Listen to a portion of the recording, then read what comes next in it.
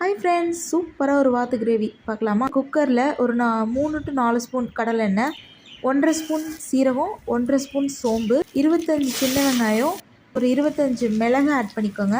இஞ்சி பூண்டு ஒரு கையளவு, 2 தக்காளி பெருசாக, காரத்துக்கு 2 ஸ்பூன் மிளகாய்த்தூள், 1 ஸ்பூன் தனியாத்தூள், 1/4 ஸ்பூன் மஞ்சத்தூள், காமுடி திருவன தேங்காய் ஆட் பண்ணிவிட்டு நல்லா வணக்கி விட்டு ஆற விட்டுட்டு நல்லா அரைச்சி எடுத்துக்கோங்க.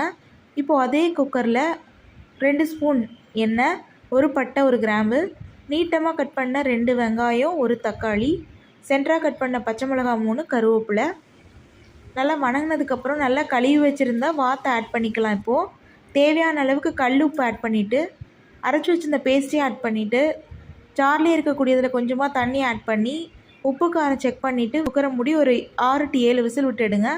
சூப்பரான வாத்து கிரேவி ரெடி. கமெண்ட் பண்ணுங்கள், லைக் பண்ணுங்கள், ஷேர் பண்ணுங்கள், முக்கியமாக சப்ஸ்கிரைப் பண்ணுங்கள் ஃப்ரெண்ட்ஸ். தேங்க்யூ.